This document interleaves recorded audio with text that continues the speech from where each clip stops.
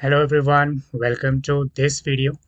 और इस वीडियो में आप सभी का स्वागत है, जिसमें हम अपना नया चैप्टर माय चाइल्डहुड, ठीक है, माय चाइल्डहुड की आज हम रीडिंग करेंगे, हम कहेंगे, समझेंगे, अंडरस्टैंडिंग बनाएंगे। राइट। चैप्टर का नाम क्या है? My childhood. चाइल्डहुड का मतलब क्या होता है? बचपन। राइट। बचपन आप सभी समझते हैं, जब हम एक छोटी बच्चों वाली उम्र में होती है उसी को हम चाइल्डहुड बोलते हैं। तो ये चैप्टर बेसिकली किसके बारे में है? APJ Abdul Kalam, doctor APJ Abdul Kalam, जिनको कि मिसाइल मैन ऑफ इंडिया के नाम से भी जाना जाता है। राइट। उनके बारे में ये चैप्टर है, उनके चाइल्डहुड से रिलेटेड है। Before you read, can you think of any scientists who have also been a statesman? मतलब क्या आप किसी ऐसे साइंटिस्ट के बारे में सोच सकते हैं जो कि एक स्टेटमैन भी रहा हो? स्टेटमैन का मतलब जो किसी राज्य की किसी सेवा में रहा हो। जैसे हम जानते हैं कि एपीजे अब्दुल कलाम किस में रहे हैं? साइंटिस्ट होने के साथ साथ देश के प्रेसिडेंट भी रहे हैं, है ना। तो इसीलिए उसको क्या बोला जाता है? स्टेटमैन। स्टेटमैन मतलब जो किसी राज्य की सेवा में रहा हो। तो हम जानते हैं कौन है वो? APJ Abdul Kalam. APJ Abdul Kalam, whose projects in space, defense, and nuclear technology guided India into the 21st century। ठीक है, एपीजे अब्दुल कलाम एक ऐसी personality whose projects in space, जिन्होंने स्पेस के सेक्टर में काम किया, यानी अंतरिक्ष में, ठीक है, डिफेंस में, रक्षा के क्षेत्र में, और न्यूक्लियर टेक्नोलॉजी के क्षेत्र में भी काम किया है, इंडिया को गाइड किया है। ठीक है, 21st सेंचुरी के अंतर्गत। became our 11th president in 2002, यानी 2002 में हमारे देश के 11वें राष्ट्रपति बने। कौन? एपीजे अब्दुल कलाम, है ना। इनकी इतनी सारी अचीवमेंट्स है। राइट। इन हिज ऑटोबायोग्राफी, जो उन्होंने अपनी ऑटोबायोग्राफी लिखी। ऑटोबायोग्राफी का मतलब होता है जो आत्मकथा जिसे बोलते हैं, खुद से लिखते हैं जब हम अपनी, ठीक है, तो उसको क्या बोलते हैं? ऑटोबायोग्राफी। विंग्स ऑफ फायर, ठीक है, जिसका नाम क्या है? ऑटोबायोग्राफी का नाम क्या है? विंग्स ऑफ फायर, है ना। He speaks of his childhood, जिसमें उन्होंने अपने चाइल्डहुड के बारे में सभी चीज़ें बताई हैं। उसी में से एक छोटा सा हिस्सा ये लिया गया है इस चैप्टर का। तो क्या कह रहा है? I was born into a middle class Tamil family in the in the Iceland town of Rameshwaram in the erstwhile Madras state। ठीक है। आई वॉज बॉर्न, कह रहे हैं कि मेरा जन्म कहाँ होता है? मिडिल क्लास तमिल फैमिली के अंतर्गत, है ना, in the island town of Rameswaram. Rameswaram के अंतर्गत एक छोटा सा टाउन। ठीक है। आइलैंड का मतलब क्या होता है? जो कि बेसिकली पानी से घिरा हुआ होता है ना। In the east while Madras state, जो कि मद्रास के ईस्ट साइड में है। माई फादर जैनुलाब्दीन, उनके फादर का नाम क्या है? जैनुलाब्दीन था। Had neither much formal education nor much wealth. कहने हैं कि जो मेरे फादर थे जैनुलाब्दीन, उनके पास ना तो बहुत ज़्यादा पैसा था, ना ही उनके पास कोई फॉर्मल एजुकेशन थी। फॉर्मल एजुकेशन का मतलब होता है जिसमें कि स्कूल डिग्री, ठीक है, और कॉलेज डिग्री, ये सब चीज़ें आती है। उनके पास ऐसी कोई एजुकेशन नहीं थी। Despite these disadvantages, in disadvantages के बावजूद, यानी कि डिसएडवांटेज थे उनके, क्योंकि उनके पास ना तो पैसा था, ना ही उनके पास कोई फॉर्मल एजुकेशन थी। वो अपने पापा के बारे में बता रहे। ही possessed great इनेट wisdom, truly generosity, ठीक है, ऑफ स्पिरिट, यानी कि उनके पास इतने सारे डिसएडवांटेज होने के बावजूद उनके जो विजडम था, यानी कि जो उनकी बुद्धिमत्ता थी, जो उनके अंदर सोचने समझने की क्षमता थी, बहुत ही शानदार थी। ट्रू जेनरसिटी मतलब क्या होता है? जेनरस, आपने वर्ड सुना होगा, बहुत ही दयालु होना। ठीक है, दयालु तरह के व्यक्ति थे वो। He had an ideal helpmate in my mother, यानी कि उनके पास मेरी मदर के रूप में एक अच्छी हेल्पमेट थी। आइडियल थी। आइडियल मतलब जैसा कि लोग चाहते हैं। ठीक है। इनका नाम क्या था? आशिया, आशिया अम्मा। ठीक है, आशिया अम्मा जिनका नाम बोला गया है। I do not recall the exact number of people she fed every day. वो कह रहे हैं मैं याद भी नहीं कर पा रहा हूँ कि मेरी जो मदर है वो हर रोज कितने लोगों को खाना खिलाती थी। But I am quite certain that far more outsiders ate with us than all the members of our family put together. वो कह रहे हैं कि मुझे अच्छे से याद है, एक चीज़ तो मुझे इतने अच्छे से याद है कि जितने हमारे फैमिली मेंबर्स के लोग खाना खाते थे साथ बैठ के, उससे ज़्यादा जो है आउटसाइडर्स होते थे, बाहर के लोग होते थे जो हमारे साथ खाना खाते थे। ठीक है, ये किसको दिखाते हैं? उनके जेनसिटी को दिखाते हैं, उनके दयालुपन को दिखाते हैं। ठीक है। इनेट का यहाँ पे मीनिंग दे रखा है क्या? इनबॉर्न, ठीक है, वंस नेचर, यानी कि किसी के अंदर पैदाइशी कोई क्वालिटी होना। ठीक है, उसको बोलते हैं इनेट। जैसे यहाँ पे आया था ना अभी वर्ड, ग्रेट इनेट विजडम, यानी कि पैदा होने के साथ ही उनके अंदर एक ग्रेट विजडम था। ठीक है। तो यहाँ पर हमने देखा I was one of many children, मैं बहुत सारे बच्चों में से एक बच्चा मैं भी था। कैसा अपना अपीयरेंस बता रहे हैं, अपने बारे में अपनी पर्सनैलिटी आउटर अपीयरेंस बता रहे हैं। अ शॉर्ट बॉय, हाइट में छोटा, with rather than undistinguished looks. ठीक है, एक ऐसा लड़का जो हाइट में छोटा था, rather undistinguished looks, born to tall and handsome handsome parents. मैं ऐसे पेरेंट्स के घर में पैदा हुआ था जो लंबे थे और हैंडसम थे। ठीक है, लेकिन वो खुद को कह रहे हैं कि मैं दिखने में अच्छा नहीं था। We lived in our ancestral house, हम अपने पूर्वजों के घर में रहते थे। एंसेस्टर का मतलब होता है पूर्वज। ठीक है, जैसे दादा परदादा उससे भी पुराने, उन सबको पूर्वज बोलते हैं। वहाँ पर वो रहते थे पूरी परिवार।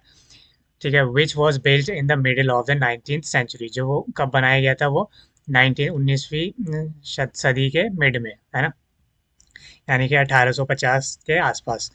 It was a fairly large पूका हाउस, ये कैसा हाउस था, पूका house, made of limestone and brick. ठीक है, किस चीज़ से बना था, चूने पत्थर से और ईंटों से बना था। On the mosque street in the Rameswaram, Rameswaram में एक मॉस्क्यू स्ट्रीट है, मॉस्क्यू जानते हैं आप, मस्जिद, जहाँ पे मस्जिद थी उस गली में उनका घर था रामेश्वरम के अंदर। My austere father used to avoid all inessential comforts and luxuries. Austere का मतलब हो गया सिंपल, स्ट्रिक्ट, सेवर, मतलब उनके जो फादर थे वो बहुत ही डिसिप्लिन थे, बहुत ही मतलब डिसिप्लिन के साथ रहने वाले इंसान थे, है ना। और यहाँ पे बताया use to avoid all inessential comfort, मतलब जो चीज़ें लाइफ में ज़रूरी नहीं है उन चीज़ों को अवॉइड किया करते थे और लग्जरी चीज़ों से दूर रहा करते थे। मतलब उतना ही चीज़ें वो डिमांड करते थे या चाहिए होती थी जितनी ज़रूरी है। However, all necessities were provided for in terms of food, medicine और clothes। जैसे कि हमारे लिए सबसे ज़्यादा ज़रूरी क्या है, ज़रूरतें क्या है, नेसेसिटी मतलब ज़रूरतें, जैसे फूड हो गया, मेडिसिन हो गया, दवाई हो गया, कपड़े हो गए, ये सब चीज़ें एसेंशियल चीज़ें। In fact I would say mine was very secure childhood, बल्कि मैं ये कहूँगा कि मेरा जो चाइल्डहुड था वो बहुत ही सिक्योर था। ठीक है, बोथ मेटीरियली एंड इमोशनली। ठीक है, यानी कि अगर हम भौतिक रूप में भी देखें, मटेरियल का मतलब होता है जैसे जो भी चीज़ चाहिए भौतिक रूप में, कपड़े, ठीक है, जो भी पढ़ाई, ये सब चीज़ें। इमोशनली रूप से भी, यानी कि सपोर्ट था पेरेंट्स का, वो परिवार का, ये तो इसलिए उन्होंने कहा है कि मेरा जो चाइल्डहुड था बहुत ही ज़्यादा सिक्योर था, materially and emotionally. Right, the second world war broke out in 1939। अब वो कह रहे हैं कि 1939 में, हम सभी जानते हैं कि 1939 में, 1939 में सेकेंड वर्ल्ड वॉर जो है शुरू हो जाता है। वॉर ब्रोक का मतलब कि युद्ध जो है शुरू होता है। When I was 8 years old, जब मैं कितने 8 साल का था। For reasons I have never been able to understand, a sudden demand for tamarind seeds, ठीक है, एरप्टेड इन द मार्केट। अचानक से क्या होता है कि पूरे मार्केट में टेमराइन सीड होते हैं एक तरीके के बीज, जिनकी डिमांड जो है मार्केट में अचानक से बढ़ जाती है। एरप्ट का मतलब होता है अचानक से बढ़ जाना, कोई चीज़ फट जाना। ठीक है, I used to collect the seeds and sell them to provision shop. ठीक है, मैं कह रहे हैं कि मैं वो जो सीड टैमराइड सीड्स होते थे उनको जमा करके दुकान पे बेचता था, है ना, ऑन मॉस्क्यू स्ट्रीट, जो कि दुकान कहाँ पे थी, मॉस्क्यू स्ट्रीट में। A day's collection would fetch me the princely sum of one anna, और पूरे दिन का जो मैं कलेक्ट करके बेचता था उससे मुझे एक आने की कमाई हो जाती थी, एक पैसे की। My brother in law Jainulabdeen, ठीक है, Jain Jalaluddin would tell me stories about the war which I would later attempt to trace in the headlines in Dinamani. वो कह रहे हैं कि मेरे जो ब्रदर इन लॉ मतलब जिनको हम जीजा कहते हैं, ठीक है, वो जैनुल क्या है, जलालुद्दीन, वो मुझे स्टोरी सुनाया करते थे वॉर की, युद्ध की, में क्या क्या चल रहा है, किस किस देश का क्या क्या चल रहा है। और फिर मैं बाद में कोशिश करता था कि जो अखबार, जो दीनामणि नाम का अखबार आता था, ठीक है, उसको मैं क्या करूं, पढूं और जो मैच करूं कि उन्होंने जो मुझे बताया और खबर जो है वो कितना मैच कर रही है। यहाँ पे आने का मतलब दे रखा है, an old Indian coin worth about 6 पैसे, 6 पैसे के बराबर को एक आना बोला जाता था। ठीक है, यहाँ पे दे रखा है साफ साफ। Our area being isolated was completely affected by the war. कह रहे हैं कि जो हमारा जो एरिया था वो जो युद्ध के प्रभाव से बिल्कुल दूर था, यानी कि उस पर युद्ध का कोई प्रभाव नहीं था, है ना। But soon India was forced to join the allied forces, लेकिन आप सभी जानते हैं कि जो है ये इंडिया को भी फोर्स किया गया था ब्रिटिश के द्वारा, क्योंकि ब्रिटिश के अंडर में था इंडिया, तो उनके द्वारा फोर्स किया गया था कि इंडिया को ज्वाइन करने के लिए अलाइड फोर्सेस को। जो मित्र देश थे उनको, and something like a state of emergency was declared, और पूरे भारत में इमरजेंसी डिक्लेयर कर दी गई थी। इमरजेंसी का मतलब समझते होंगे कि जहाँ पर जो पावर है पूरी तरीके से कंट्रोल में आ जाती है, ठीक है, गवर्नमेंट पूरी तरीके से कंट्रोल कर लेती है हर चीज़ को, और सब जगह तैनाती हो जाती है सोल्जर्स की। The first casualty came in the form of suspension of the train halt at Rameswaram station.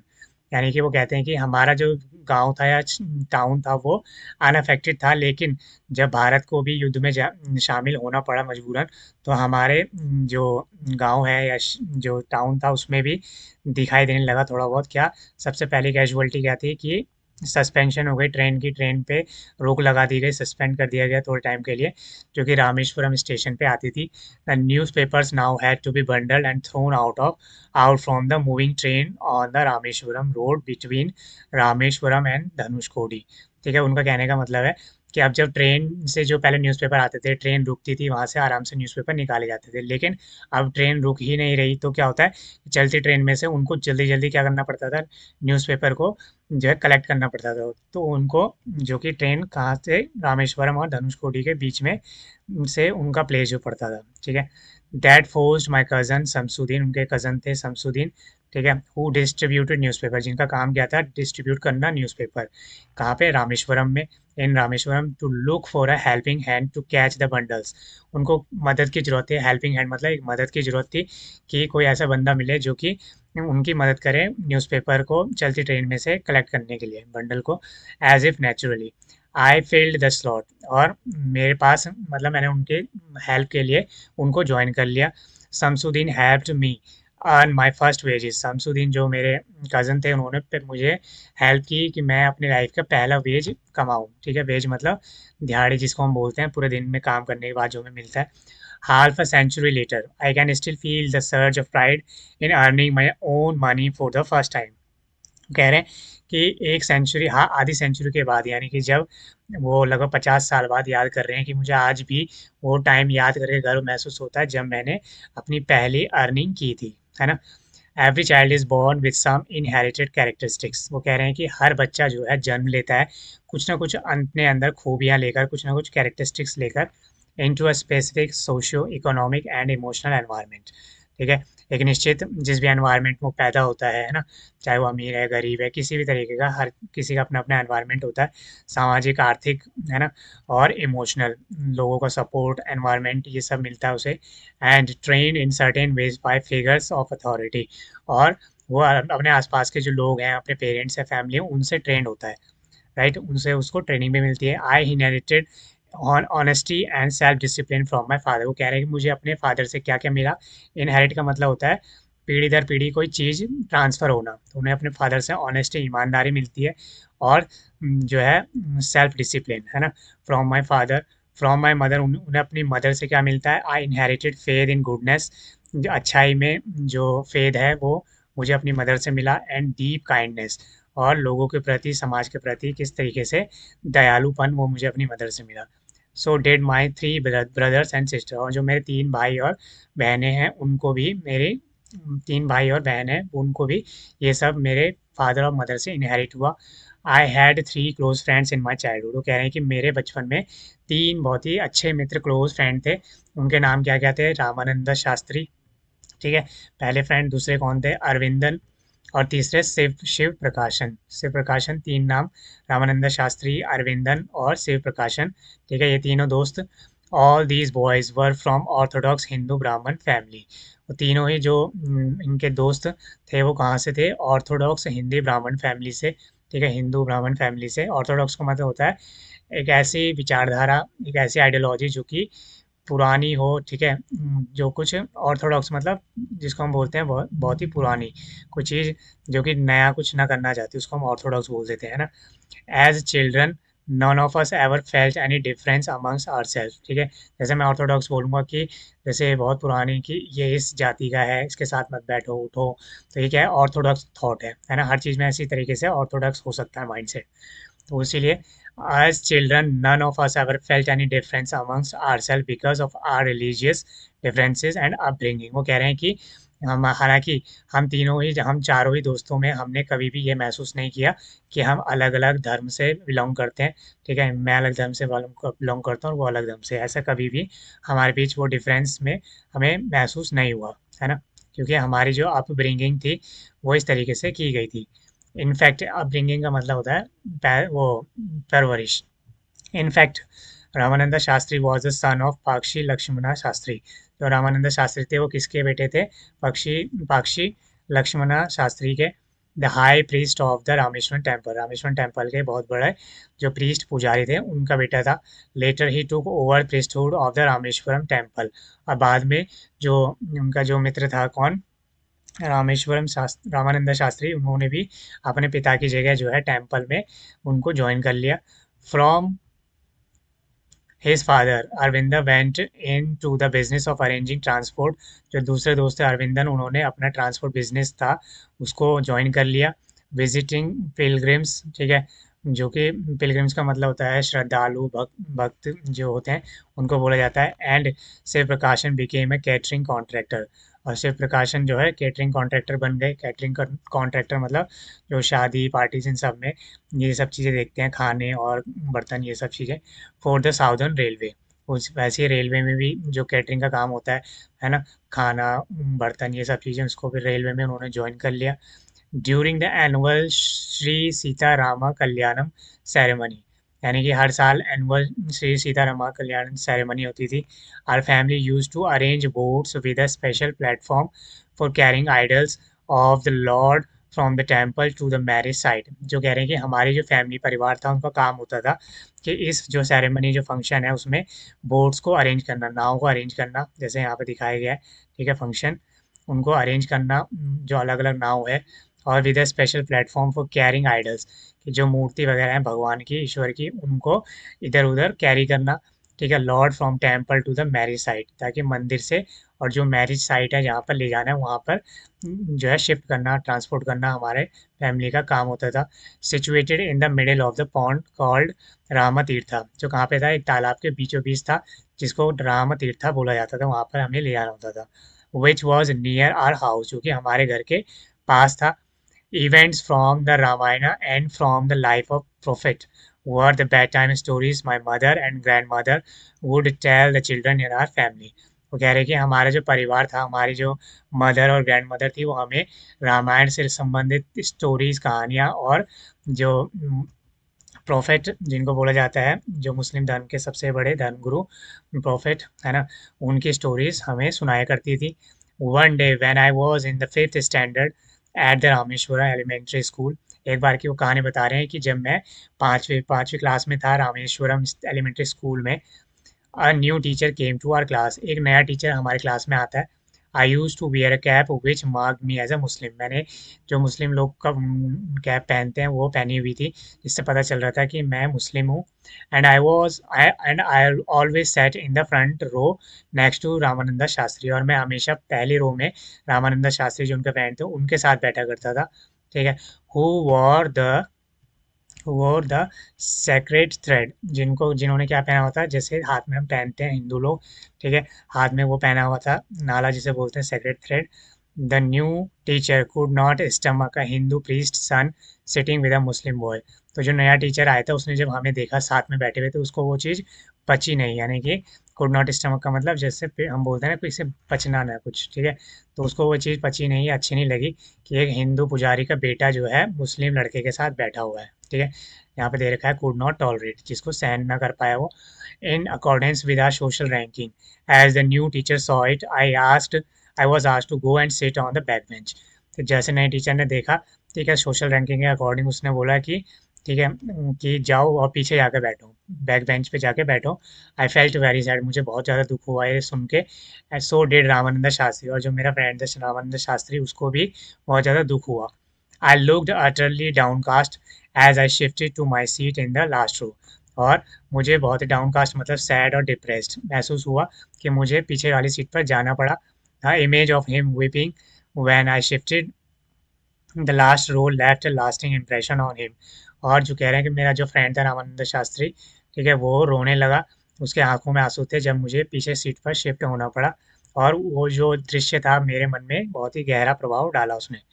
After school, school के बाद we went home and told our respective parents about the incident. हम घर गए, अपने अपने पेरेंट्स को हमने ये चीज़ें बताई।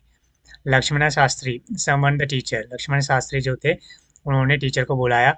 इन आर प्रेजेंस, हमारे प्रेजेंस में मतलब हम भी वहीं थे। Told the teacher that he should not spread the poison of social inequality and communal intolerance in the minds of innocent children. तो लक्ष्मण शास्त्री ने उस टीचर को बुलाकर बोला हमारे सामने कि आपको, कि जो हेट है या पॉइजन है या जहर है, ठीक है, सामाजिक भेदभाव का, है ना, और जो ये रिलीजियस भेदभाव का, वो हमारे बच्चों के अंदर नहीं डालना चाहिए, हमारे बच्चों के इनोसेंट माइंड में नहीं डालना चाहिए। He bluntly asked the teacher to either apologise or quit the school, या और वो टीचर से बोलते हैं तुरंत कि या तो माफ़ी मांगो या फिर आप स्कूल छोड़कर चले जाओ, ठीक है, इस आइलैंड से।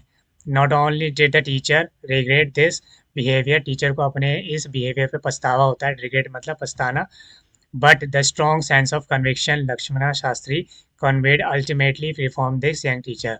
और लक्ष्मण शास्त्री ने उस टीचर को इतनी ज़्यादा स्ट्रिक्ट तरीके से ये चीज़ बताई थी कि टीचर को रिग्रेट भी होता है, और टीचर का जो हार्ट है या माइंड है वो बिल्कुल चेंज हो जाता है इससे रिलेटेड। कन्विक्शन मतलब स्ट्रॉन्ग ओपिनियन और बिलीफ, ठीक है। सेंस ऑफ कन्विक्शन यानी कि इतने बिलीफ के साथ उन्होंने उसको समझाया और बताया।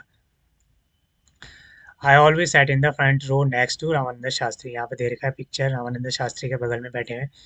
On the whole the small society of Rameswaram was very rigid in terms of segregation of different social groups, ठीक है, जो कह रहे हैं कि हमारा जो एरिया था रामेश्वरम वो बहुत ही रिजिड था, ठीक है। रिजिड किस संबंध में?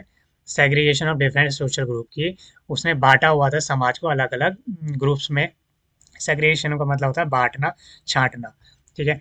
However my science teacher Shiva Subramania Iyer, उनके टीचर का नाम है, वो though an orthodox Brahmin with a very conservative wife, वो एक ऑर्थोडॉक्स ब्राह्मण फैमिली से थे और उनकी जो वाइफ थी बहुत ही कंजर्वेटिव थी। कंजर्वेटिव का मतलब होता है पुराने ख्यालातों का, या जो ख्याल चल रहे हैं समाज के अंदर किसी धर्म के अंदर उनको लेकर बहुत ही स्ट्रिक्ट होना, उसको बोला जाता है कंजर्वेटिव, ठीक है।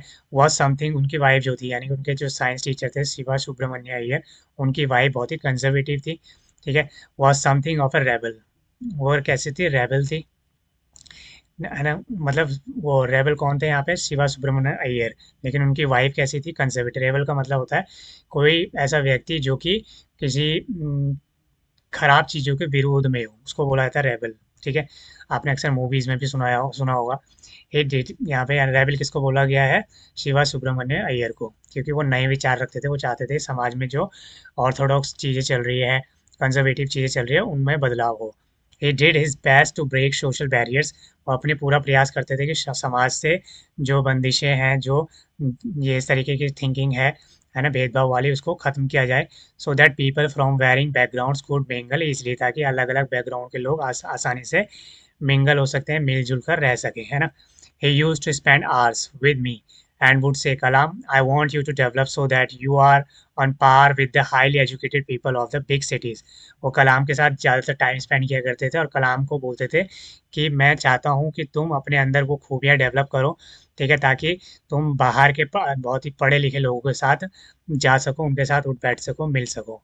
वन डे, एक दिन, he invited me to his home for a meal, अपने घर पर वो मुझे खाने के लिए वो है इनवाइट करते हैं।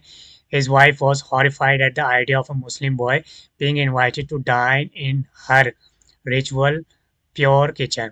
और उनकी वाइफ को जब पता चलता है कि एक मुस्लिम बच्चे को इन्होंने जो है घर पे बुलाया है, तो उनकी वाइफ बहुत ही ज़्यादा क्या हो जाती है? हॉरिफाइड हो जाती है। हॉरिफाइड मतलब गुस्से में या डर में एकदम इस तरीके से रिएक्ट करती है कि एक मुस्लिम लड़के को हमारे किचन में बुलाया जा रहा है खाने के लिए।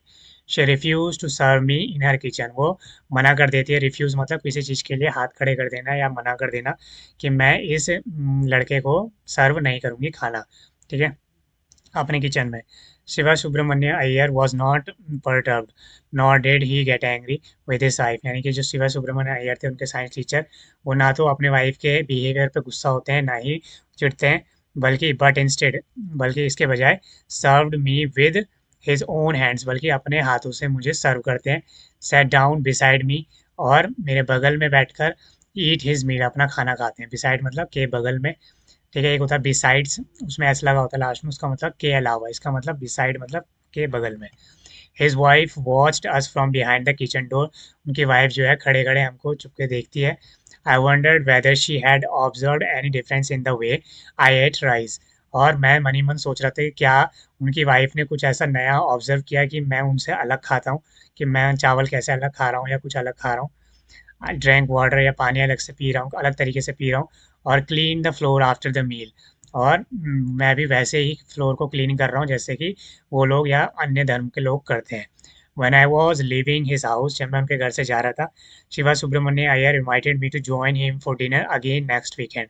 तो इसलिए उनके साइंस टीचर थे, उन्होंने दोबारा से मुझे जो है इनवाइट किया अगले हफ्ते वीकेंड पे, है ना। वीकेंड मतलब जो एंड के डेज होते हैं, सैटरडे संडे, उस पे। ऑब्जर्विंग माई हेजिटेशन, उन्होंने देख समझ लिया था कि मैं हेजिटेट हूँ आज के उनकी वाइफ के बिहेवियर को लेके। He told me not to get upset, उन्होंने बोला कि इस चीज़ पर अपसेट मत होना, ठीक है, जो भी मेरी वाइफ का बिहेवियर था उससे related. Once you decide to change the system, such problems have to be confronted. वो कह रहे हैं समझाते हुए कलाम को कि अगर तुमने सोच लिया है कि तुम्हें सिस्टम को चेंज करना है, तो इस तरीके की प्रॉब्लम्स को तुम्हें कन्फ्रंट यानी उनका सामना करना ही पड़ेगा। When I visited his house next week, जब मैं अगले हफ्ते दोबारा उनके घर जाता हूँ अपने साइंस टीचर के, शिवा सुब्रमण्य अयर्स वाइफ टुक मी इनसाइड हर किचन। तो शिवा सुब्रमण्यम की जो वाइफ होती है उनके टीचर की, वो मुझे खुद अपने किचन में लेकर जाती है। सर्व मी फूड, मुझे खाना सर्व करती है अपने हाथों से, है ना। एक ही हफ्ते में उनके अंदर इतना चेंज दिखाई देता है उनकी वाइफ में। Then the second world war was over, और हम जानते हैं 1944-45 में जो है सेकेंड वर्ल्ड वॉर ओवर हो जाता है।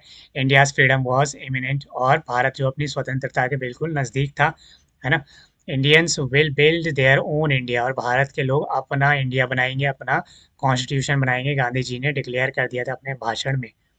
The whole country was filled with unprecedented optimism, और पूरा देश जो है इस चीज़ में बहुत ही खुशी में, ऑप्टिमिज्म में, आशावाद में डूब गया था, ठीक है, ये खबर सुनकर। आई आस्क्ड माई फादर, मैं अपने फादर से पूछा फॉर परमिशन, कि मुझे परमिशन दो रामेश्वरम से निकलने की, वहाँ से बाहर जाने की, ताकि मैं स्टडी कर सकूँ at district headquarters in the Ramanathapuram, और रामनाथपुरम में जाके मैं पढ़ाई कर सकूँ आगे के लिए, है ना।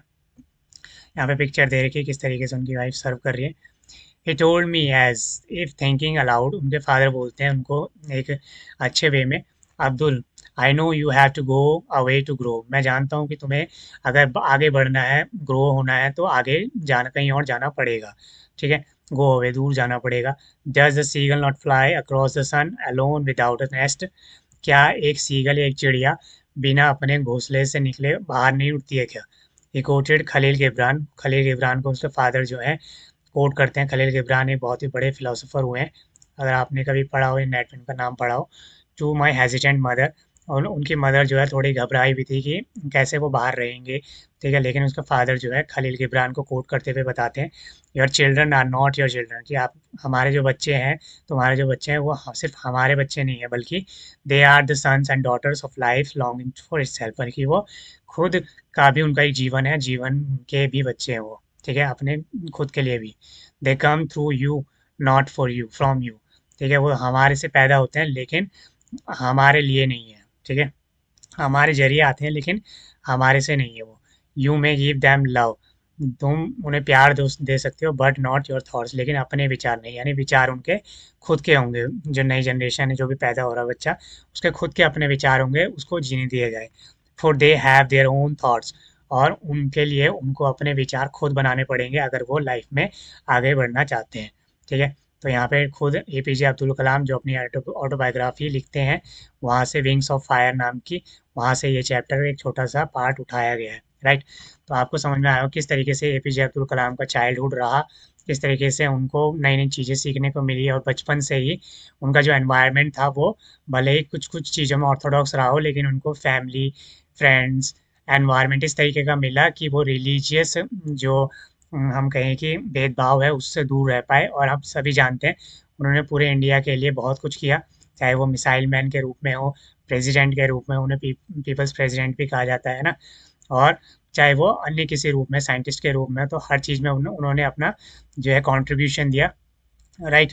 तो इसी तरीके से एक कंट्रीब्यूशन हम सभी जानते हैं कि उन्होंने 5 प्रकार की जो अग्नि मिसाइल्स हैं उसमें काम किया था और उनको लीड भी किया था। कई सारी चीज़ें उन्होंने अपना कंट्रीब्यूशन दिया, एपीजे अब्दुल कलाम। तो यहाँ पे रामेश्वरम कहाँ पे है दिख रखा है, यहाँ पे आप देख रहे होंगे रामनाथपुरम, जहाँ पे वो पढ़ने के लिए जाना चाहते हैं। ठीक है, यहाँ पे दे रखा है ना, ये सब चीज़ें। यहाँ पे क्वेश्चन आंसर दे रखे हैं, क्वेश्चंस दे रखे हैं, आपको आंसर खुद से करने। और जो है इस तरीके के क्वेश्चन मैं दोबारा बता दूँ, ज़्यादा पूछे जाते हैं और खुद से आपको यहाँ पे अपने थॉट्स लिखने होते हैं। इस तरीके के क्वेश्चन ज़्यादा पूछे जाते हैं, तो इस तरीके के क्वेश्चन पे ज़्यादा ध्यान दें।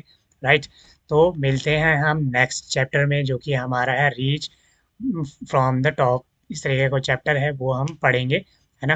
पैकिंग वाला जो चैप्टर था पहले था, लेकिन अब वो कोर्स से हटा दिया गया है, तो हम सीधा रीच फ्रॉम द टॉप पर आएंगे। तो नेक्स्ट वीडियो में मिलते हैं। Thank you for watching.